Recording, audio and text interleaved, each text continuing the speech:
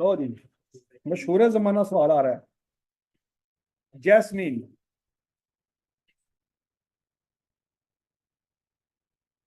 लो जी, बड़े कार्टून देखे थे बचपन में, ठीक है जी। आज जैस्मीन के मसले हमने हल करने हैं। जैस्मीन देख रहे हो कितनी महंगी पैरी ਤੁਹਾਨੂੰ।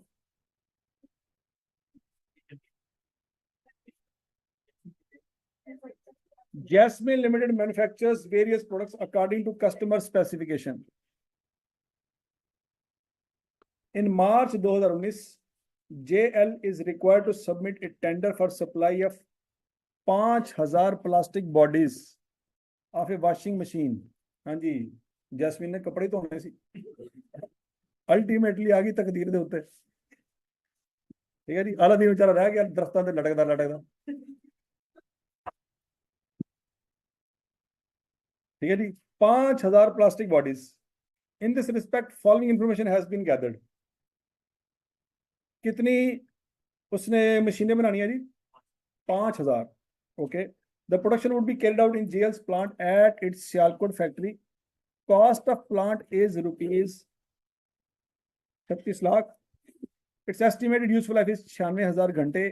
Each plastic body would require 2 machine hours. अच्छा जी, अब यहाँ पे ये बात इंपॉर्टेंट है कि यहाँ पे straight line method, reducing balance method और बाकी जितने भी मेथड पढ़े ना आपने FAR 1 में और इंट्रोडक्शन टू अकाउंटिंग में, तो सारे के सारे साइड पे हैं।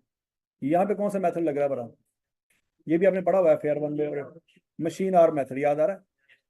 अब जरा सोचो एक मिनट के लिए, स्ट्रेट लाइन मेथड हो या रिड्यूसिंग बैलेंस मेथड हो या सम ऑफ डिजिट मेथड हो, मशीन चले ना चले डेप्रिसिएशन आएगी कि नहीं आएगी? आएगी। लेकिन मशीन आर मेथड में मशीन चलेगी तो डेप्रिसिएशन आएगी, मशीन नहीं चलेगी तो डेप्रिसिएशन। समझ आ रही कि नहीं आ रही? तो इसका मतलब है मशीन आर मेथड में depreciation is a variable cost. Straight line method में depreciation is fix cost. Reducing balance method में depreciation is a fix cost. Sum of digit method में depreciation is a fix cost. लेकिन machine hour method में machine चलेगी तो depreciation आएगी, machine नहीं चलेगी तो डेप्रिसिएशन नहीं आएगी। ओके जी, अब आगे ध्यान से मेरी बात सुनिए। Each plastic body would require 2 machine our. यहां तक की बात समझ लगी है बच्चों? अब ये डेप्रिसिएशन वेरिएबल कॉस्ट है, ये बात समझ आ गई है ना इसमें? लेकिन स्टिल हमने ये सोचना है कि क्या ये रेलिवेंट है कि नहीं है। अब एग्जामिनर आपका इम्तिहान ले रहा है क्योंकि आपने अपने दिमाग में बिठाया हुआ है कि फिक्स कॉस्ट हमेशा इररेलेवेंट होती है और वेरिएबल कॉस्ट हमेशा रेलिवेंट होती है। यहाँ पे एग्जामिनर आपको फंसा लिया।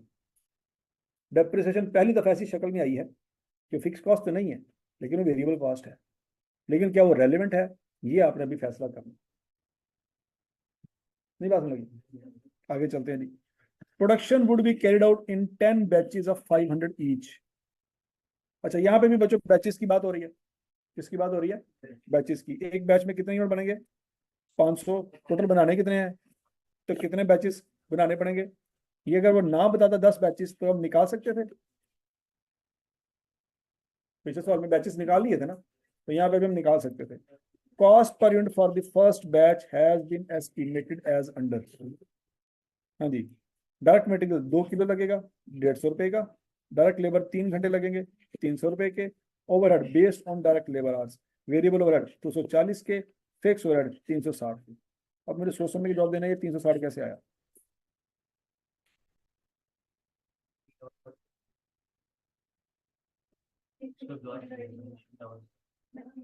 ये 360 कैसे आया, जरा निकालें।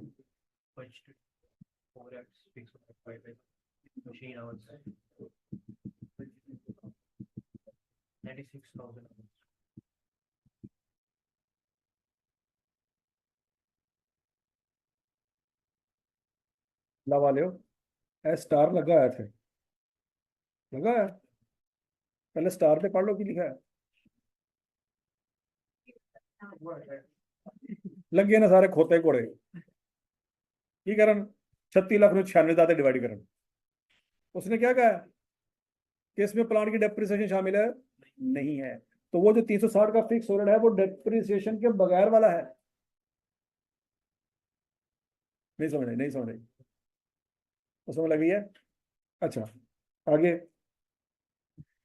मतलब हो सकता है इसके अंदर रेंट हो सकता है, हो सकता है इसमें परमानेंट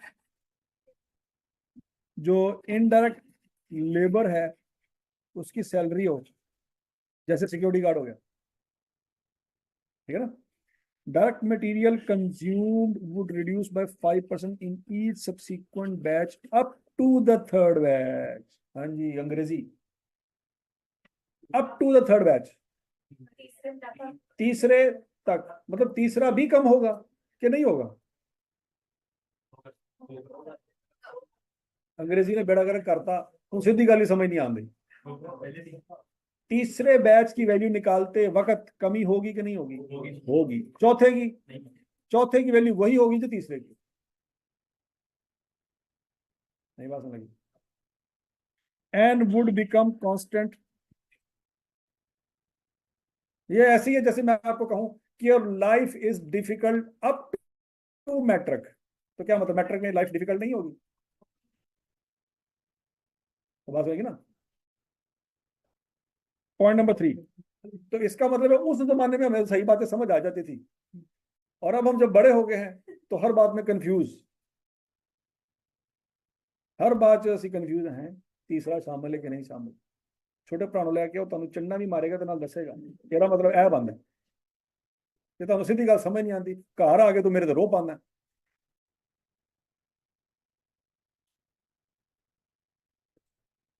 ठीक है जी। Applicable learning curve effect is 95%, but it will remain effective for first 6 batches only. Okay, क्या मतलब है, छठा शामिल है कि नहीं है। yes, the index of 95% learning curve is minus 0.074। compute the bid amount that JL should quote to earn 30% contribution margin। 10 number का सवाल है, इसी तरह का सवाल अभी अभी हमने किया है, ये आपसे होना चाहिए अभी के अभी करो। आपके पास अल्हम्दुलिल्लाह 40 मिनट पड़े हैं। नहीं करने के बाद तो फिर डिनर भी होएगा, है बकायदा तौर पे, कफन तफन का इंतजाम भी मौजूद है, छुट्टी होएगी डेफिनेटली, और क्या होएगा, क्या होगा, बिरयानी। हाँ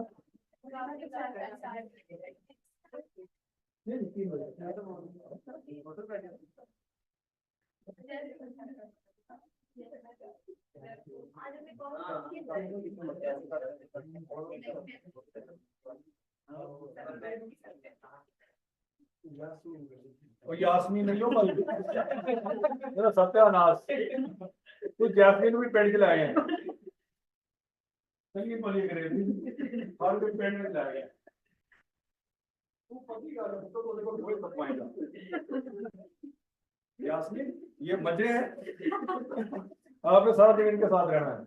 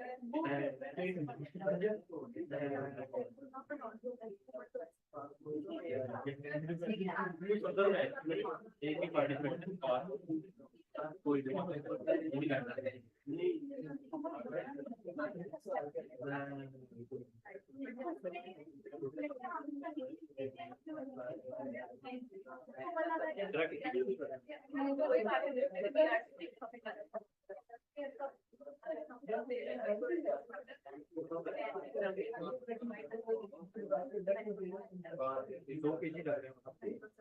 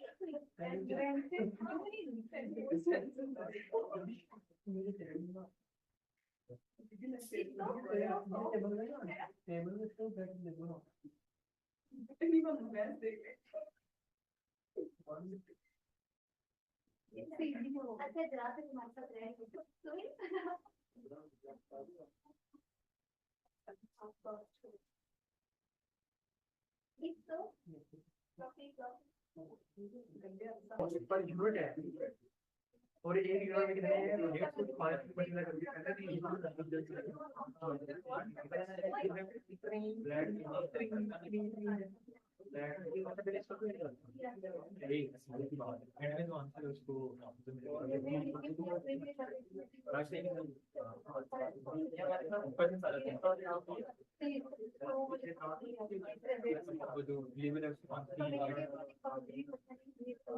105 नहीं होगा हमने लेबर निकाली लेबर निकाली 300 पर बैच 300 पर यूनिट में लगी वो 4 मरी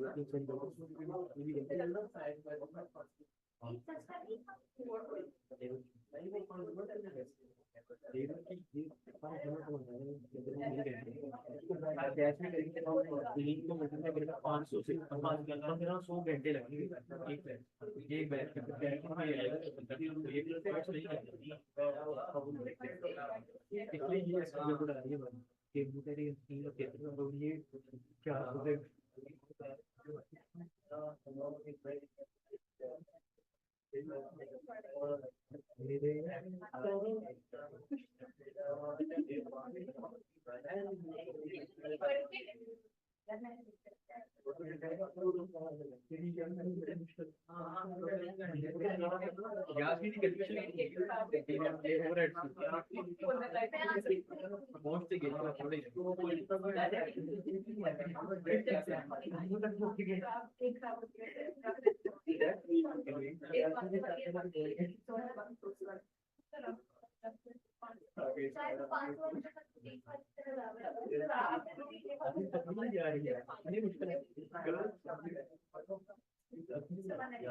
ये क्या पकड़ा ही नहीं जा रहा टांगों से नहीं पकड़ा है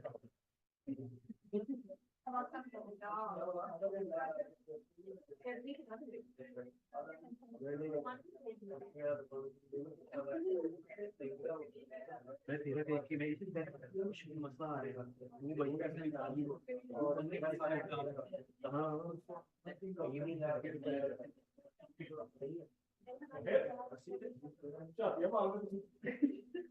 हाँ भाई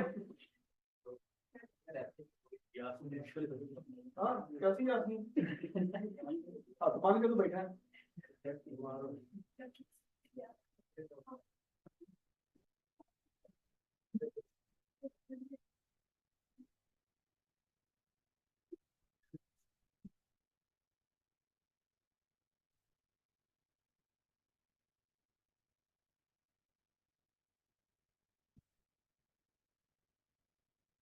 अभी क्या आंसर निकला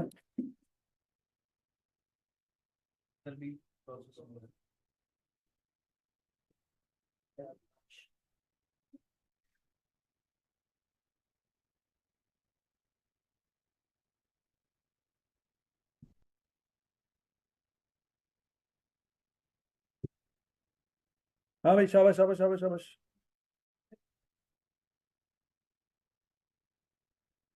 और कॉस्ट निकाल लिया अच्छा सवाल में ये 30% है ये क्या चीज है ये कंट्रीब्यूशन मार्जिन है अब जरा कंट्रीब्यूशन मार्जिन के बारे में सोचो। कंट्रीब्यूशन मार्जिन क्या होता है? Sale price minus cost of sale, variable cost. Fix cost minus नहीं करनी। ये 30% क्या है जी? कंट्रीब्यूशन मार्जिन है। तो आपने वेरिएबल कॉस्ट निकालनी है। क्या निकालनी है? Variable cost. वो वेरिएबल कॉस्ट 70% होगी, ठीक है ना? उसमें 30% जमा करेंगे तो सेल प्राइस 100% आ जाएगी। नहीं समझ रहे, नहीं समझ रहे, नहीं समझ रहे।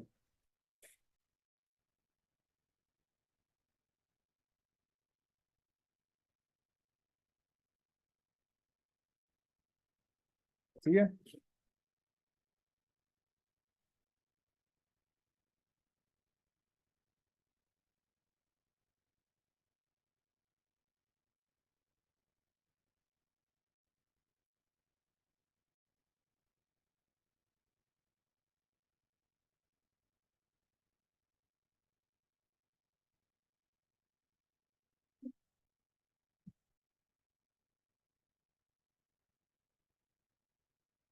हाँ भाई, डायरेक्ट मटेरियल कॉस्ट पहले 3 बैचेस की 2,14,000। हाँ भाई, शाबाश शाबाश शाबाश शाबाश। पहले 3 बैचेस की कॉस्ट क्या आती है? 2,14,000। और अगले 7 बैचेस की कॉस्ट क्या आती है?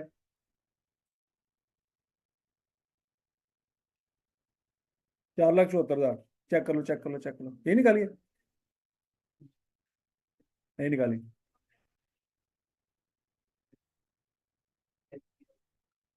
अच्छा जी, 6,88,000 ऐसी है। डायरेक्ट लेबर पहले 6 बैचेस की 7,88,000। अगले नहीं, हाँ अगले 4 बैचेस की 4,90,000। टोटल आती है 12,78,000। अच्छी है। और उसके बाद बच्चों वेरिएबल ओवरहेड्स। वेरिएबल ओवरहेड कैसे निकालेंगे? ये 12,778 क्या चीज है?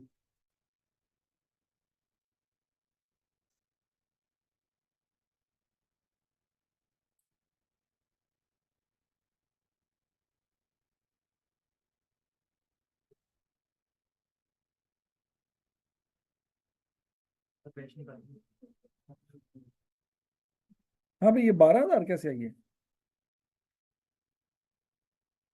ये 240 पहले बैच की कॉस्ट है ना? पहले बैच की कॉस्ट 240।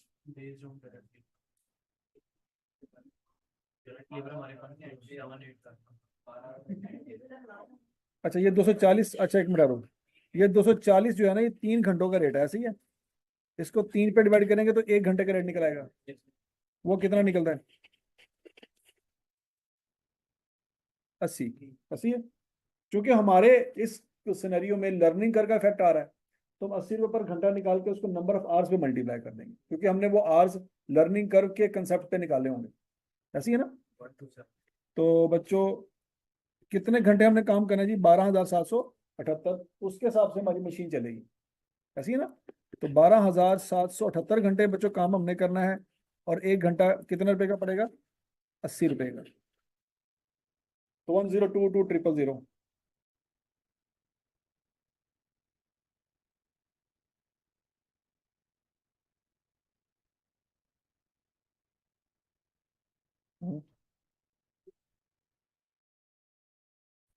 नहीं समझ आई?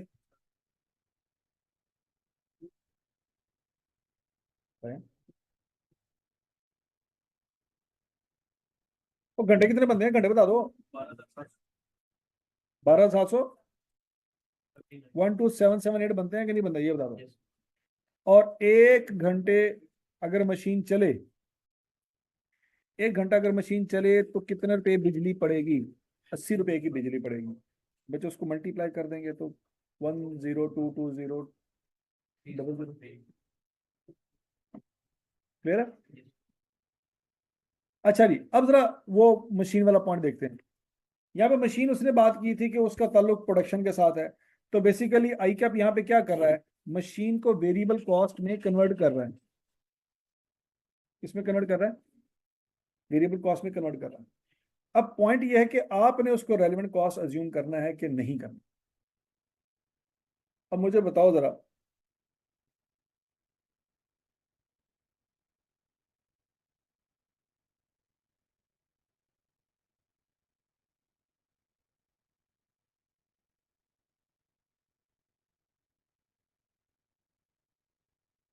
यहाँ पे जरा मुझे पढ़ के बताएं। The production would be carried out on JL's plant at Sialkot factory, cost of plant is 3.6 million, its estimate useful life is 96,000 घंटे, each plastic body would require 2 machine hours. यहाँ से बच्चों सीधा सीधा ये बात समझ आ रही है कि मशीन की लाइफ का ताल्लुक नंबर ऑफ ईयर्स के साथ है ही नहीं। मतलब ये मशीन अगर 10 साल भी पड़ी रहे और 1 घंटा भी यूज ना हो तो मशीन की वैल्यू में कोई कमी नहीं आ सकती। ये बात समझ आ रही कि नहीं आ रही? तो इस मशीन का ताल्लुक है ही किसके साथ? उसको यूज करेंगे तो खर्चा पड़ेगा, नहीं यूज करेंगे तो खर्चा नहीं पड़ेगा। इसका मतलब है अगर ये प्रोजेक्ट हम एक्सेप्ट ना करें, देखो ये प्रोजेक्ट अभी हमने एक्सेप्ट करना है, ये लिखा हुआ है required to submit a tender. ये प्रोजेक्ट अभी हमने एक्सेप्ट नहीं किया, तो अगर ये प्रोजेक्ट हमने एक्सेप्ट नहीं किया तो ये मशीन हम बेच सकते हैं मार्केट में। तो इसका मतलब ये हुआ कि ये मशीन की कॉस्ट रेलिवेंट कॉस्ट है। नहीं समझ आई? नहीं समझ आई? अगर तो मैं कहता ना कि इसकी लाइफ 5 साल है तो हम कह सकते थे कि यार ये यूज करे ना करे इसने तो खत्म हो ही जाना है, तो ये प्रोजेक्ट एक्सेप्ट करे ना करे इसने तो कंज्यूम हो जाना है, तो ये रेलिवेंट नहीं है। लेकिन यहाँ पे पूरा सवाल पढ़ के लग ये रहा है कि सिवाय इस लाइफ के और कोई लाइफ है ही नहीं मशीन की। जैसे मैंने फोटोकॉपी मशीन की एग्जांपल दी थी, आप मशीन बाय करके रख दें, इस्तेमाल ही ना करें, अब 10 साल बाद फोटोकॉपी मशीन बेचेंगे उतने की सेल हो जाएगी, बल्कि उससे महंगी सेल हो जाएगी। क्योंकि फोटोकॉपी मशीन में सबसे इंपॉर्टेंट चीज, सबसे महंगी चीज उसका लेंस होता है। वो लेंस जो होता है वो वो घिस जाता है, खराब हो जाता है वक्त गुजरने के साथ। जब 1 लाख कॉपियां कर लेंगे ना मशीन का बेड़ा गर्क हो जाएगा। ये जैसे प्रोजेक्टर है, ये चल चल के क्या हो जाएगा, ये ब्लर हो जाएगा, ये नजर नहीं आएगा। हम सारी लाइटें बंद करेंगे तो नजर आएगा। तो इसमें भी जो मेन चीज है वो क्या है? लेंस है। ठीक हो गया? इसकी भी हम क्या करते हैं जी, हर 2-3 महीने बाद हमें इसकी क्या करवानी पड़ती है? ट्यूनिंग करवानी पड़ती है, वरना ये खराब हो जाएगा। तो इसमें मेन चीज लेंस है। इस तरह से फोटोकॉपी मशीन है, उसमें भी क्या है जी, सबसे मेन चीज क्या है? लेंस है। समझ लगी? तो उस लेंस की लाइफ होती है जिसका ताल्लुक नंबर ऑफ आवर्स रनिंग के साथ होता है, ना कि उसका वैसे टाइम है कि ना भी चलाएं तो खत्म हो जाएगा। नहीं, ना चलाएंगे तो खत्म नहीं होगा। तो अब बताएं जी, डेप्रिसिएशन इससे पहले हमने तमाम सवालों में क्या पढ़ा है कि इररेलेवेंट होती है, अब क्या है? ये रेलिवेंट कॉस्ट है। क्योंकि अगर ये मशीन इस प्रोजेक्ट पे नहीं चलेगी तो हम बेच के उतने पैसे ले सकते हैं जितनी उसकी मशीन की वैल्यू। यहां तक की बात समझ लगी बच्चों? तो अब बच्चों फिर चूंकि वो रेलिवेंट कॉस्ट है तो हमारी इस कैलकुलेशन में शामिल होगी। अब शामिल कैसे होगी? 36 lakh divided by 96,000 multiplied by कितने घंटे काम होना है? 12,778 घंटे काम होना है। नहीं, ये घंटे कौन से थे? ये तो लेबर के थे, ये नहीं इस्तेमाल करने हमने। यहाँ पे उसने बात की थी कि हर यूनिट पे कितना टाइम लगेगा, और मशीन के ऊपर कोई लर्निंग कर्व का इम्पैक्ट आना है? नहीं, मशीन के ऊपर कोई लर्निंग कर्व का इम्पैक्ट नहीं आना। नहीं समझ लगी? मतलब आप पहली फोटोकॉपी करवाएं मशीन से या 1 लाखवीं फोटोकॉपी करवाएं मशीन से, तो मशीन 1 लाखवीं कॉपी के ऊपर कम टाइम लगाएगा कि नहीं, मशीन को पता लग गया कि करना है। ठीक है, उसके ऊपर उतना टाइम लगेगा जितना पहली कॉपी पर टाइम लगा। नहीं समझ लगी? वो तो लेबर की फुर्ती होगी, वो तो फोटोकॉपियर की फुर्ती है कि उसको पता है मैंने कौन सी चीज कैसे रखनी है, कितनी जल्दी रखनी है। तो लेबर का अपना टाइम है जो कम हो सकता है, मशीन का टाइम नहीं कम हो सकता। तो बच्चों कितने यूनिट बनाने हैं आपने? 5,000। तो जरूर 2 करेंगे कितने आ जाएंगे जी? 10,000 यूनिट्स। तो 10,000 घंटों को मल्टीप्लाई करेंगे 36 लाख डिवाइड बाई 96,000 से, तो मेरे ख्याल 3,75,000 रुपए की टोटल डेप्रिसिएशन है जो चार्ज हो जाएगी। ऐसी?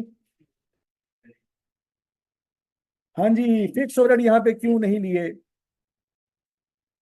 यहाँ पे फिक्स ओवरहेड भी थे ये वाले, ये 360 रुपए, ये नहीं लिए। क्यों?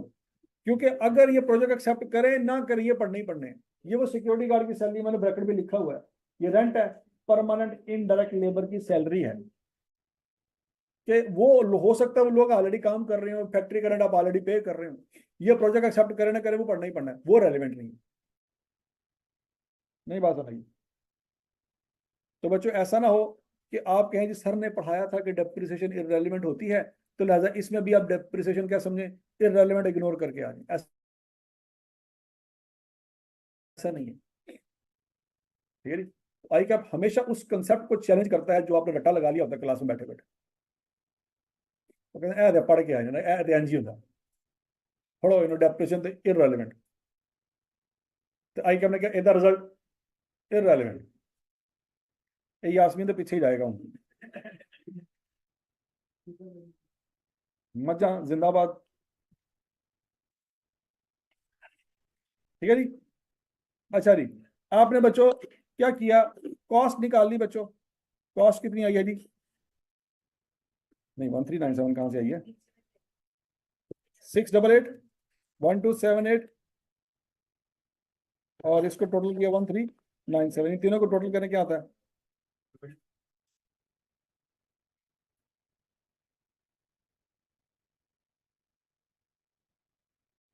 हाँ जी, 688, 1278 और 1397। डबल 3363, ये आपकी आई वेरिएबल कॉस्ट। ये खुद कितने परसेंट है? ये 70% है। 70 पे डिवाइड करेंगे 1% आएगा। ठीक हो गया। और उसको 100 से मल्टीप्लाई करेंगे तो सेल प्राइस आ रही है, जो कि बनती है 4084।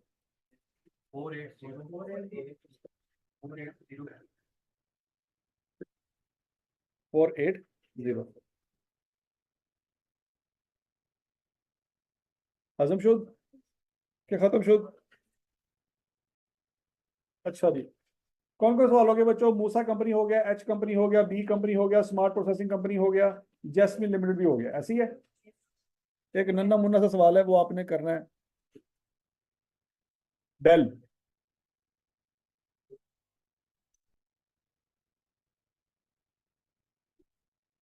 Del limited.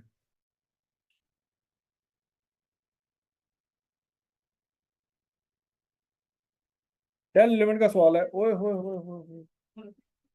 क्या सवाल है। डेल लिमिटेड में लर्निंग कर्व और डिसीजन मेकिंग दोनों कमाल के टेस्ट हुए। पेज नंबर बताइए कौन सा है? 215। यार ये जरा देखो, ये फॉर्मूलिंग ठीक नहीं है इसकी। सवाल कौन सा? इब्राहिम लिमिटेड है, ये इसकी फॉर्मूलिंग का बेड़ा करक हुआ पड़ा है। ये देखो, ये बोल्ड में है, इसको ठीक करो।